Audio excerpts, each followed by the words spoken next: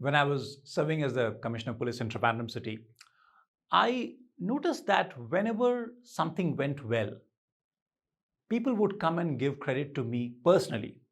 It's almost as if I did I did something good or something big or something right. But the fact is, especially in the police, it is never ever the leader who is alone doing the whole thing. It's always the team, and in fact, often a very large team.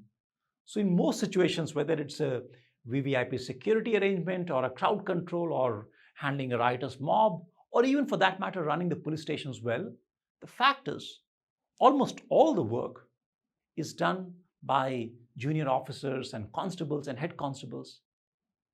So, essentially, in some sense, I was getting praise and credit for all the work which was done by this large number of nameless, faceless people.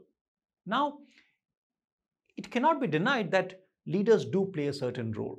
So, as an example, people may still work hard, and if you do not take the right decision, it can still totally backfire. So, I'm not saying that there was no credit due, but the fact is, a vast majority of credit that you get should actually be going to those people. When you are doing a riot control arrangement, think about it.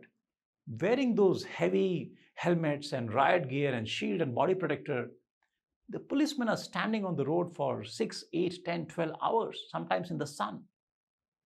They may have a duty, then they may have a night shift. It's a very tough job. And yet, personally, they will all remain nameless, faceless. Nobody will ever say to them, hey, good job. Now, if no one says good job to them, who will? It is the responsibility of the leader. So when you're leading a team, or even if it's one individual, it doesn't matter. One thing we have to remember is that there is this inbuilt bias. All the good things, all the credit goes to the leader. But as a leader, we have to remember that it's not all due to us. We are getting an unfair share. Life is not fair. In this case, we might be the beneficiary, but I think this is something we cannot forget. So what can you do about it? First thing is, don't let all this praise and credit get into your head. You are not all that you are cracked up to be. People are coming and saying these things because, like I said, you are getting credit for other people's work. And sometimes people just want to please you.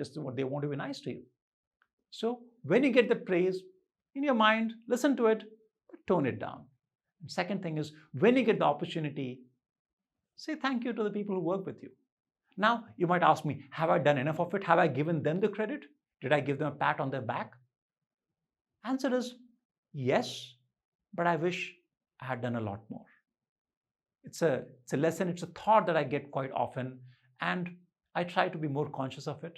And I think as leaders, anybody, even if you're leading one person, we have the responsibility to remember that they are going to be nameless and faceless, and we have to make sure we put their names and faces on the board. When the credit comes, everybody should get their share.